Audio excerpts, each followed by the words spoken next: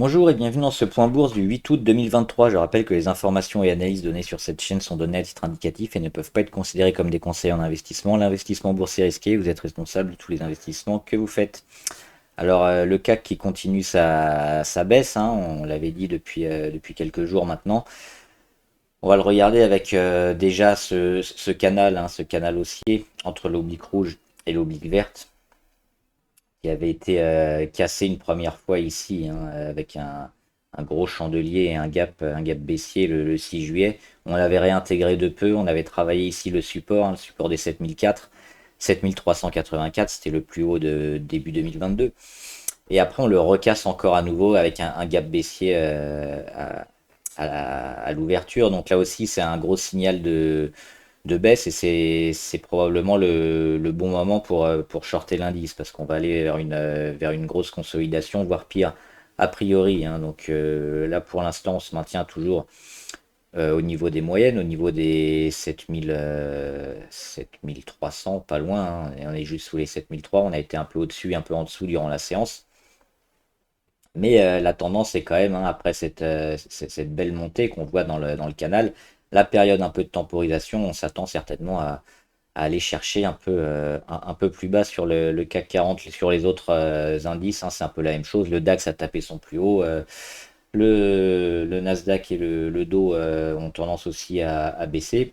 Donc voilà, plutôt compliqué sur les marchés en ce moment. On va plutôt jouer les contre le marché sur les indices et les actions. On va faire un petit point, un petit focus sur les 40 actions du CAC pour voir où elles en sont. Alors on commence avec le Air Liquide. Air Liquide, on voit se dessiner un petit canal baissier ici entre les deux obliques blanches. Alors ça mérite encore un peu plus de construction, mais le plus haut, hein, qui a été atteint ici sur les 167, n'est pas retesté. On voit des plus hauts de plus en plus bas, donc on a une confirmation quand même de la consolidation sur Air Liquide. On vise ça, on vise les 150 sur le titre, donc à court ou moyen terme, on est plutôt négatif. Airbus. Alors Airbus, c'est pas encore fini, hein, la hausse parce qu'on visait les 150, on le voit sur Airbus depuis ce niveau-là, hein, depuis les 103, on a eu la cassure et on est monté régulièrement avec des vagues de dos, hein, plus ou moins, avec des plus hauts à chaque fois, des plus bas de plus en plus hauts qui n'ont jamais été recassés à la baisse. Donc on les voit les derniers ici sur les 112, 119, 122, 124, 128. Là on revient juste, on va les tester, mais on voit les mèches, hein, c'est racheté en permanence. Donc tant qu'on ne casse pas franchement cette zone des 128,8, on peut encore espérer que Airbus continue sa progression du cours vers le haut. Mais là on est quand même sur un point charnière qu'il faudra surveiller, hein, si on veut quitter la position. Alstom, alors toujours dans leur range, hein, ils s'en sont extirpés pendant 3 séances. Ici, on le voit dans l'ellipse, hein, mais sinon, Alstom, il y a quand même aussi un gros échec sur la résistance à 28,4, hein, une première fois ici, février 2023, mars 2023. On revient le tester en juillet 2023. Donc à chaque fois, c'est échec et puis ça repart en dessous. Donc c'est pas très, très favorable. La chose intéressante, c'est que le support pour l'instant des 25,5 tient, même s'il a été enfoncé 3 jours. Par contre, s'il est réenfoncé, ça pourrait être plus inquiétant. Pourquoi? Parce qu'on aura la moyenne à 200 qui sera au contact, hein, dans quelques jours. Donc ça veut dire qu'on aura tout cassé toutes les moyennes à la baisse. Donc là, on pourrait envisager les 22,5. ArcelorMittal. On pourrait peut-être les attendre ici, hein, dans l'ellipse, ArcelorMittal. Pourquoi? Parce qu'ils ont fait aussi un double échec ici sur autour des 26, 26, 10, 26, 40 à peu près. On a méché un peu là le 14 juin, mais quelques semaines plus tard, au mois d'août, c'était sur les mêmes niveaux. Et puis derrière, on dégrade. Et surtout, ce qu'on remarque, c'est la moyenne à 200, hein, c'est les petits pointillés roses qu'on voit ici. Et là, c'est un échec à chaque fois. Donc, on est venu le casser à la baisse. On le reteste, alors on le passe de très peu, mais après on le reteste, on ne le passe pas. Et puis il y a toute cette zone qui fait obstacle maintenant, qui envoie le cours vers le bas. Donc peut-être à nouveau sur support, hein, le support des 23,5, il est plutôt fort, plutôt acheté. Donc à voir ce qui va se passer ici. Si on rebondit dessus, qu'on repart, ça vaudra le coup d'acheter. Si on vient, on enfonce, bah, on ira certainement encore plus bas sur les 21-25. AXA. AXA aussi, un double échec sur ses plus hauts au mois de mars ici, et juste en dessous au mois de juillet-août, autour des 28, 28,5, un peu en dessous.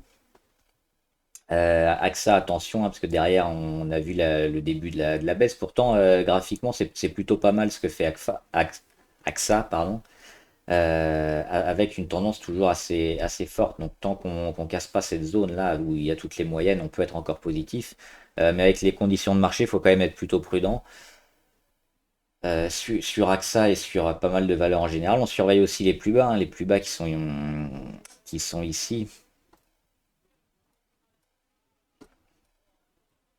Donc on les voit, pour l'instant, on a quand même une période où les plus bas sont constamment rachetés. Mais si on revient tester cette zone-là, le support à 25,6 et qu'on l'enfonce, on sera négatif sur AXA.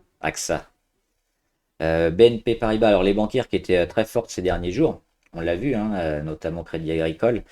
La BNP, aujourd'hui, tout le secteur bancaire qui rend beaucoup, c'est de la moyenne, pour les cours, hein. Quand on fait du zigzag comme ça, forcément, quand on monte très haut, on redescend un peu assez fort aussi au prorata, donc rien d'étonnant. Ce qu'on voit sur les bancaires, moi je vois pas grand-chose en fait sur les bancaires. Un gros support ici une grosse résistance ici sur les 62.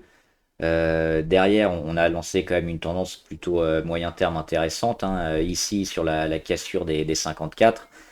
Derrière, le cours suit son cours, on va dire, hein, entre les deux supports et résistance, mais il ne se passe pas grand-chose. Donc c'est assez neutre sur les bancaires. Il faudrait plus d'indications, plus de zones pivots bien marquées, et puis des cassures, et puis des volumes aussi intéressants. On les a eu ici, hein, le rachat sur les volumes qui étaient intéressantes, qu'on avait joué, hein, notamment en court terme. Mais là, pour une vision un peu plus longue, c'est compliqué sur les bancaires. Il y a pas grand-chose. Bouygues. Alors Bouygues, hein, depuis leur sortie ici au mois de février, ils font que progresser, avec même un cours un peu erratique, mais toujours en montant des plus hauts de plus en plus haut. Et dernièrement, encore un plus haut ici à 33,18 environ, 33,20. Euh, Après ce support-là, des 33,20, on le voit, hein, qui est à nouveau testé. Ça peut être intéressant. Donc si on regarde la moyenne à 20 sur Bouygues, elle a toujours pas été cassée à la baisse. Donc on a une tendance qui s'est mise depuis le rachat sur support ici, hein, c'est les 29-23 qui ont été cassés. Donc breakout, pullback dessus, racheté, on met un plus haut, on revient consolider sur support, c'est à nouveau racheté. On met encore un plus haut, toujours plus haut. Et on casse pas la dynamique pour le moment, et on pourrait mettre un nouveau support intermédiaire sur les 32-22, il faudra le tenir. Ça pourrait être intéressant sur Bouygues, et ça pourrait être une des quelques valeurs qui surperforment le CAC ces prochaines semaines. À suivre. Capgemini, par contre, c'est un peu inquiétant parce qu'on revient ici sur le support, hein, des 161. On a cassé aussi une zone intermédiaire ici. On va la matérialiser, hein, avec une petite, un petit trait blanc ici. Voilà, c'est cette zone-là, hein, qu'on voit qu'on avait testé une première fois là au mois de juillet. Donc cette forme de M qu'on revient casser à la baisse, et quand on le casse, forcément, derrière, ça induit des choses très négatives. Donc on va chercher le support qui est en dessous, et là on est déjà en train de le casser. Et sur Capgemini, on est un peu inquiet. Pourtant, elle donnait de beaux signaux, hein. Alors peut-être que c'est que partie remise, parce que le gros signal d'achat un peu long terme, il est toujours ici sur les 150. Et on va peut-être y revenir, hein, sur les 150 sur Capgemini. Donc une occasion peut-être de le racheter le titre courant juillet, ou courant août, ou courant septembre. Carrefour, ils ont fait un échec aussi ici sur les 18,57, hein, on le voit. On va le mettre. Hop, ici un premier échec et un deuxième à nouveau. Pour autant, la tendance est plutôt bonne, hein, sur Carrefour. C'est aussi une valeur plutôt défensive, donc il pourrait s'en sortir mieux que les autres dans ces conditions de marché un peu compliquées. Donc sur Carrefour, deux choses. À court terme, on peut avoir toujours une petite baisse, mais on voit que la moyenne à 20 a toujours pas été percée aussi. Donc ça, c'est important. C'est toujours une chose positive pour le titre. Et puis si on revient tester plusieurs fois les 18,57, ça voudra certainement dire qu'on va aller les casser et puis tester les 20 à court terme. Donc sur Carrefour, on surveille ça, on surveille cette zone ici entre 17,5 et 17,7 pour un éventuel rebond, et puis la résistance à aller chercher. Crédit Agricole, on l'a vu sur les résultats, un résultat largement acheté. Et puis le lendemain, vendu, et le surlendemain, vendu aussi. Le gap, il a toujours pas été comblé. Ce qui fait qu'on est toujours dans une tendance plutôt positive, mais un échec pareil sur des plus hauts qui datent de plusieurs mois, hein, sur Crédit Agricole, même c'est très long, c'est le mois de mars 2022. Donc ce double échec-là, il est un peu inquiétant à court terme. À moyen terme, peut-être pas si on y revient et qu'on recasse, mais pour l'instant, c'est une zone trop compliquée pour le titre. Donc on ira certainement combler le gap demain ou après-demain. Et comme sur beaucoup de bancaires, pas véritablement de grosses tendances qui se dessinent pour le moment. Donc on va éviter de prendre position. Danone. Danone, ils sont intéressants parce qu'ils sont sur leur niveau ici, les 54-50. On le voit, c'est une zone extrêmement marquée qui a été rachetée au mois de juin et sur laquelle on est là au mois d'août. On a aussi une consolidation qui est en train de se faire. Donc si on arrive à cette fin de consolidation, on le voit ici, hein, en phase de congestion et que le support est racheté, ça peut relancer le titre, parce qu'on voit qu'on a aussi une belle séquence, hein, de moyen terme ici qui avait été initiée autour du 15 février. Donc Danone, on sait ce qu'ils ont à faire, hein, tenir le support, et si c'est le cas, ce sera positif. Dassault Systèmes, toujours en phase de correction, hein, une correction assez forte. On voit l'oblique très pentu qui a toujours pas été cassé. On revient sur la moyenne à 200. Peut-être ces prochains jours, hein, on va certainement casser enfin cet oblique. On se maintiendra au-dessus de la moyenne à 200, donc favorable. Mais pour voir une tendance, c'est pareil. Il y a pas grand-chose sur Dassault Systèmes. Ce sera certainement du zigzag un peu de façon erratique. Donc pas véritablement de choses à jouer, sauf du très court terme, hein, le jour où on vient casser ici et qu'on tient au-dessus de la moyenne à 200. Ça peut être intéressant de rester pour quelques jours seulement. Edenred, ils sont rentrés au CAC 40 il n'y a pas longtemps. C'est une boîte évidemment qui performe bien depuis ces derniers mois, hein, puisqu'ils sont rentrés au CAC 40, ils ont des performances meilleures que celle qui est sortie. Intéressant de voir leur petite consolidation qui est vraiment faible, hein, pendant ce court laps de temps là, entre le mois de juin et actuellement le mois d'août. On perd pas grand chose, on est sur un support intermédiaire. Cela dit, c'est pas sûr qu'il tienne, hein. Pour l'instant, il est joué, mais on a surtout ce gros support à 53,6 qui lui sera certainement intéressant à acheter, hein, si on y revient, s'il y a un peu de panique sur les marchés, voire des excès. C'est le genre de titre qu'on peut racheter parce que on voit qu'il y a déjà fondamentalement ils sont intéressants, ils sont rentrés au CAC récemment, donc ça témoigne d'une bonne santé financière, et puis il y a un excès de correction qui serait racheté, donc ici sur les 53,6 environ, ça pourrait être une porte d'entrée idéale. Engie qui suivent bien leur canal depuis ici, le mois de mars 2022. Alors je me souviens plus ce qui s'est passé au mois de mars 2022, mais le titre a énormément chuté, hein. Et qu'est-ce qu'ils ont fait après? Bah, ils ont initié un canal haussier, on le voit, avec des plus hauts toujours marqués ici sur les mêmes niveaux, et puis des plus bas, pareil, hein, entre leur canal qui sont rachetés. Donc là, on est venu plusieurs fois, hein, et quasiment en double top. On va le noter. Hop, ici. Donc on a un échec sur les 15,5 environ. Et puis ça coïncide aussi avec le plus haut du canal. Donc forcément, on a un risque de correction. Donc ce qui pourrait être intéressant, c'est de racheter NJ, pareil, ici sur les 13, les 13,34 environ, à la fin du mois probablement, ou début septembre. Ça dépendra du temps que met le titre pour consolider. Et Silor. Et si là, on a cette phase de congestion là, hein, entre l'oblique verte ici, de très forte progression sur les plus bas qui sont rachetés constamment, et puis les plus hauts qui ont fait obstacle plusieurs fois, hein. 185, ça a été fait une fois ici au mois d'avril, une fois au mois de mai, une fois au mois de juillet. À chaque fois, c'est racheté, donc le titre va rentrer en congestion ici. Et la sortie dans un sens ou dans l'autre nous indiquera certainement le cours du titre à moyen terme. Eurofin Scientifique, alors c'est pas terrible, mais pour autant c'est un titre qu'on va surveiller parce que on le voit, hein, c'est cette grosse baisse qu'on va calculer ici. Hop, en, en un an, en un an et quelques jours, on a perdu 53% de la valeur. Et après, qu'est-ce qu'on a fait? On a commencé à accumuler sur les mêmes niveaux, hein, parce qu'on n'est pas descendu plus bas, qu'il n'y a quasiment pas, hein, on le voit. Les 57, on les a enfoncés à peine, et puis à chaque fois, ça a été racheté. Donc oui, grosse période de baisse, ensuite une période d'accumulation sur les niveaux, donc il n'y a plus de vendeurs sur Eurofin. On est en train aussi en train d'aplatir toutes les moyennes. Le jour où ça va repartir, alors peut-être pas tout de suite, mais voir aussi le secteur médical, comment il se comporte. Et si le secteur médical va bien, ou si les marchés reprennent un peu de vert, Eurofin, ils vont certainement bien performer, hein. Donc c'est le genre de titre à surveiller, parce qu'on pourrait faire des gros pourcentages aussi. On le voit ici, si on l'achète aujourd'hui et qu'on va jouer un retournement, on est ici sur des 30%. C'est pas si loin, hein, les 75. Ce sera certainement joué peut-être avant la fin de l'année. Donc il y aura un beau coup à jouer, à mon avis, sur Eurofin Scientifique, le jour où on voit des signes de reprise. Donc on surveillera les volumes et puis évidemment les moyennes et tous ces autres indicateurs.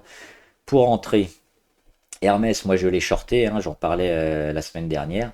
Alors on baisse gentiment, c'est pas encore flagrant pour le moment, mais on a ce double échec ici, hein, autour des 2036. Derrière, ça confirme avec la baisse. On est sur un support intermédiaire qui à mon sens, devrait lâcher. On a aussi cette oblique, hein, qui avait déjà été enfoncée, et cassée, pardon, cette grande oblique sur les plus bas. Souvent, quand c'est le cas, on va le voir sur Renault, c'est la même. Derrière, c'est un peu compliqué. Parce qu'on a une grosse période de hausse. Derrière, on a un rattrapage, une moyenne, un peu une moyennisation, je sais pas comment on dit, pour remettre le titre un peu à niveau. Donc moi, les niveaux qui m'intéressent, c'est ceux-là, hein. C'est les 1650 environ, voire un peu au-dessus, là, sur les 1770. Et Hermès, ils ont des chances d'y aller. Et donc si le luxe s'embarque vers le bas, le CAC également. Kering, alors Kering, ils font un peu n'importe quoi. On voit il y a quelques signaux positifs et négatifs. On va surtout s'intéresser à la moyenne à 200, les petits pointillés roses qu'on voit ici. Et puis ce canal ici qu'elle avait formé, hein, entre les deux obliques blanches, les deux grandes obliques blanches qu'elle avait cassé ici. Elle avait cassé cette oblique blanche et cassé sa moyenne à 200. Donc sur cette zone-là, sur les 530. Derrière, qu'est-ce qu'on fait? On revient tester échec.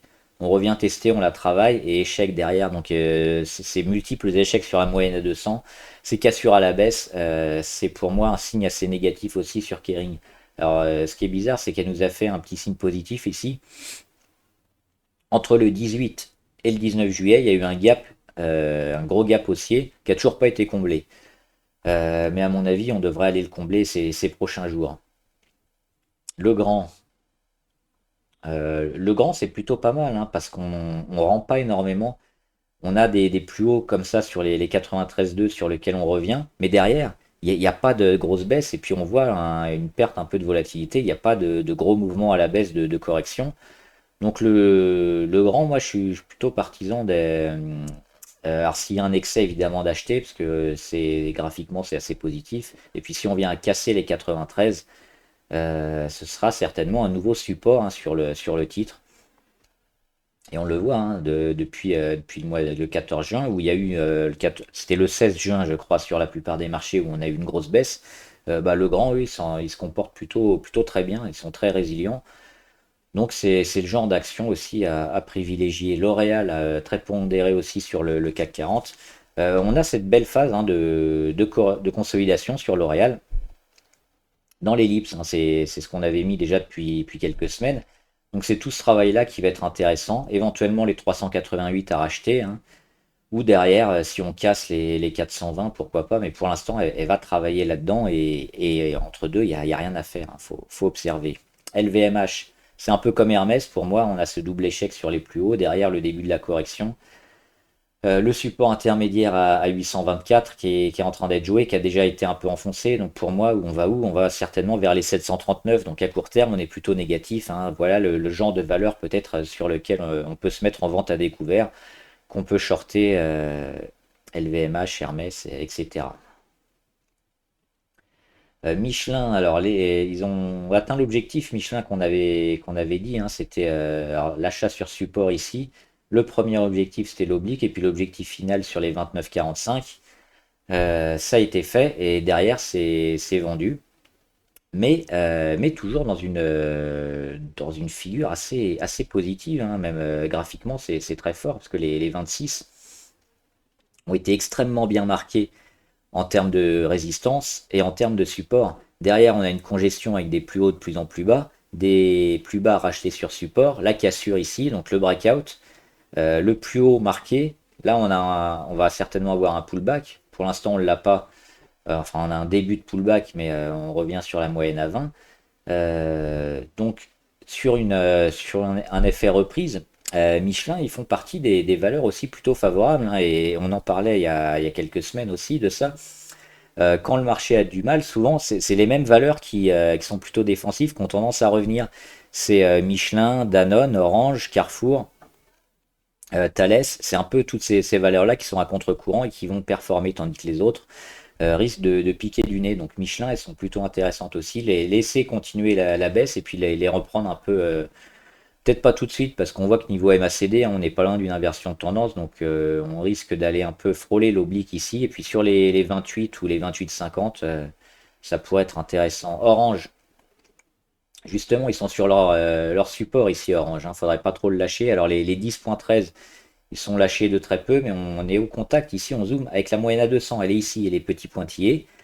Donc ça peut être intéressant, hein, sur Orange si ce travail ici dans les hips paye et qu'on recasse vers le haut. On aura certainement une période favorable sur Orange. Donc par contre, si on vient à la casser vers le bas, attention. Pernod Ricard, bah, c'est pareil, le support ici à 192 qui s'achète, hein, à chaque fois qu'on y est revenu, on a acheté. Les plus hauts de plus en plus bas, donc là on a la période de la phase de congestion ici dans le noir.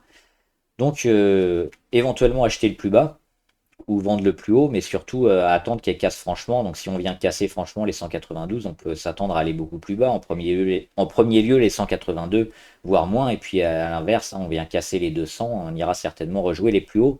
Donc on a pas mal de figures comme ça sur le CAC qui ont des phases de congestion qui vont certainement arriver à terme fin août, début septembre. Donc à surveiller. Peut-être plus tôt, hein, peut-être courant août.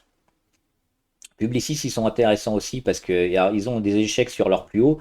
Mais comme ce qu'on disait un peu précédemment sur une valeur, je crois que c'est le grand, ça rend pas trop derrière. Et on voit les plus bas qui sont rachetés toujours de plus en plus haut. Donc ça, c'est un signe de force également.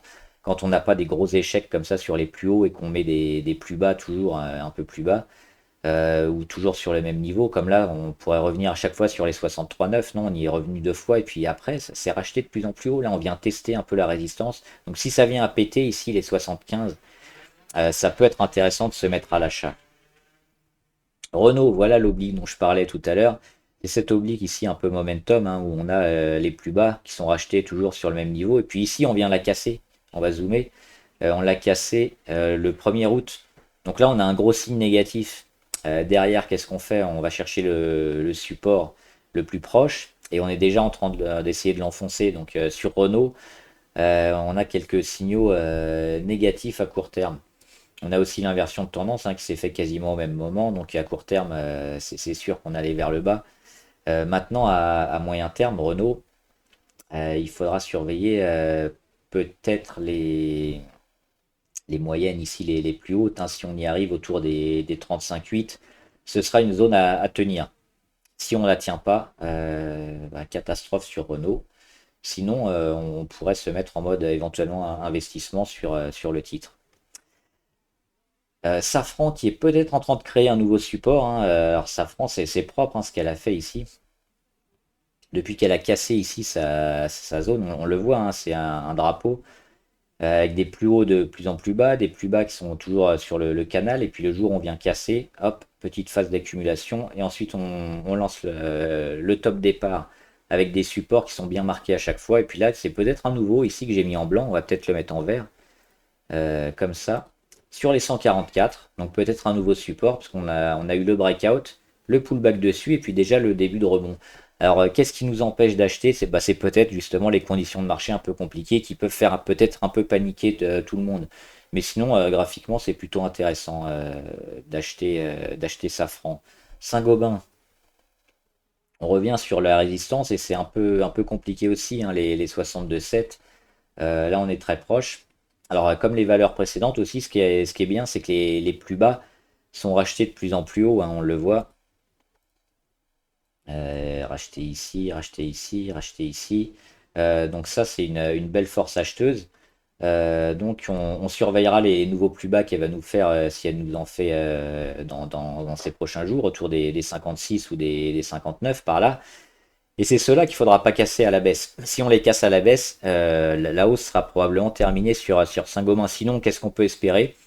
Bah, aller tester une nouvelle fois la résistance et la casser. Donc on surveille, hein, cette zone des plus bas, et puis surtout les moyennes, hein, surtout celles à 20 et 50, qui vont aussi nous donner des indications sur la force de la valeur. Sanofi, les plus hauts sur support, hein, c'est sur résistance à 100, on bute une fois, et puis après c'est de plus en plus bas. Et puis là, on a un support intermédiaire qui est en train d'être testé et qui est pas loin de lâcher, donc on va certainement aller vers un support majeur à 88 sur Sanofi.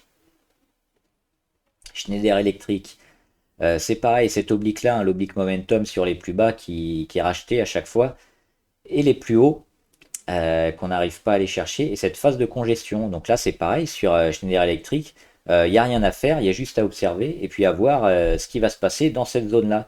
Si on casse l'oblique verte ici, on a certainement une grosse phase de consolidation, de correction vers les 140.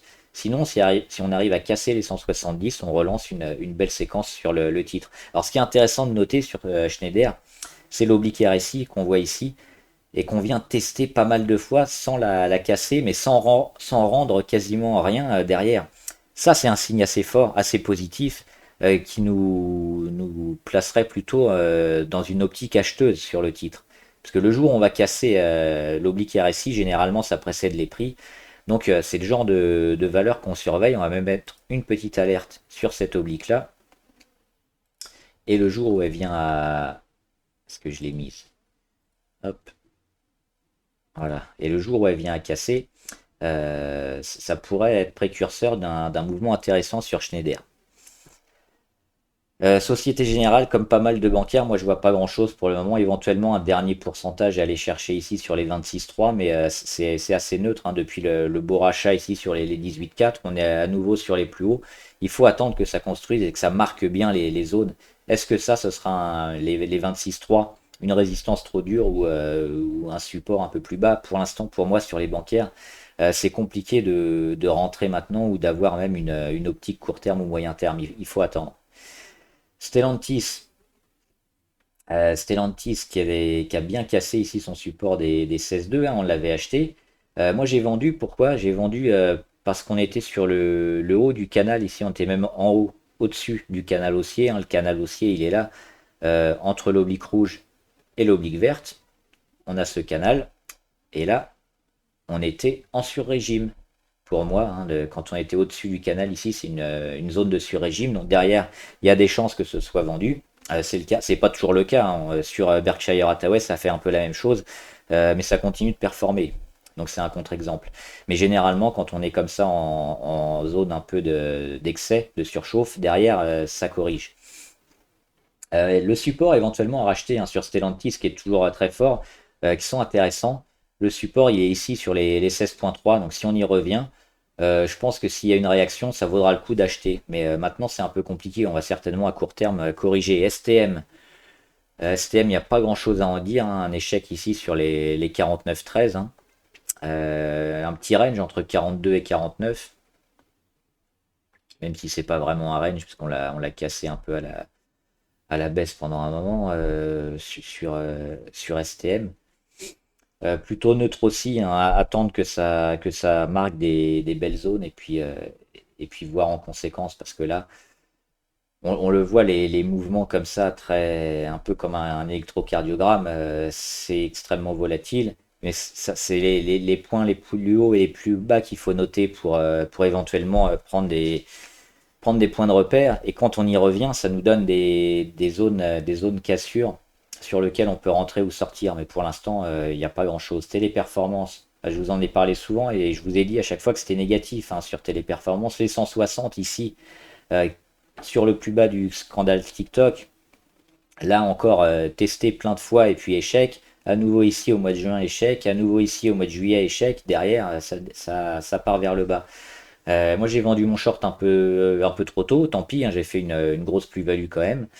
Mais oui, quand on a ce genre de graphe, normalement, il faut pas acheter. Le graphe, il est dégueulasse, il est horrible, il fait que descendre, il fait que casser des résistances support. C'est une catastrophe sur Téléperformance. Donc non, Thales. Moi, j'aime bien Thales, secteur de la défense, hein, qui a des chances de performer aussi avec les guerres à droite à gauche et surtout en Europe de l'Est. On revient, on va peut-être revenir ici sur la résistance à 140. Donc zone peut-être sur lequel monter les stops, mais si on arrive à la casser, on lancera un nouveau support sur les 140 sur Thales. Et même si on n'y revient pas, on le voit, hein, la belle tendance, on est toujours plutôt favorable sur le titre. On surveille le gros support, hein, des 129. On le voit ici, on a juste méché en dessous. Là, ça a été racheté avec des mèches qui ont été pile dessus. Là aussi, je ne l'ai pas mise. Une mèche ici, ça a été racheté sur le support des 129. Donc pour l'instant, il y a véritablement un range, hein, 129-140. Le jour où on vient péter un des deux, on aura probablement une grosse indication sur la suite de Thales. Total Energy, qui continue de se battre, hein, avec sa moyenne à 200. Alors elle a fait une mèche basse aujourd'hui parce qu'on était descendu assez bas et puis ça a été racheté finalement en fin de séance. On revient toujours au niveau de la moyenne à 200, hein, c'est les petits pointillés roses qui sont là. Mais comme un peu comme Kering, on est venu la casser ici à la moyenne à 200, hein, au mois de juin. Et là on la reteste, mais on n'arrive pas à passer véritablement au-dessus. Pour moi, c'est précurseur d'une correction sur Total. Donc à nouveau, aller chercher ici les 50,5.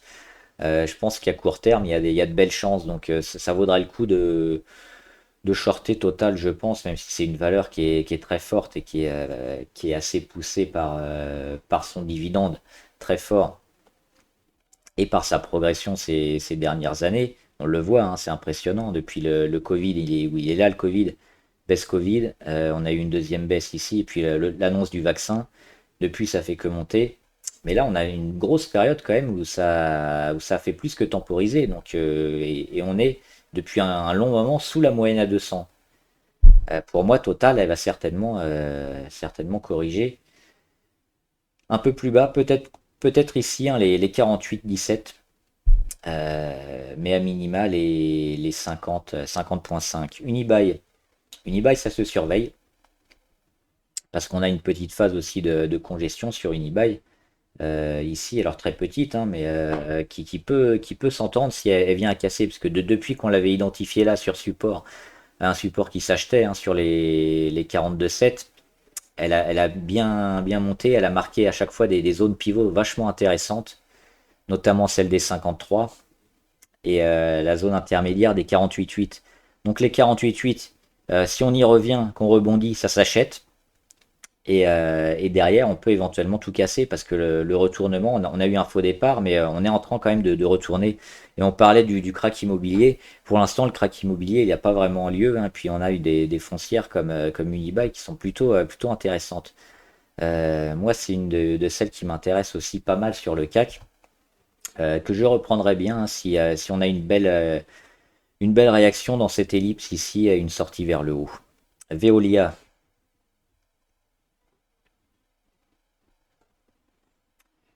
Veolia, qu'est-ce qui se passe sur Veolia? Ben, on est revenu proche un peu du plus haut, hein, sur les 30,7. Même pas sur les 30, donc c'est pas terrible, hein, ce qu'a fait Veolia, parce qu'on le graphique qui déconne.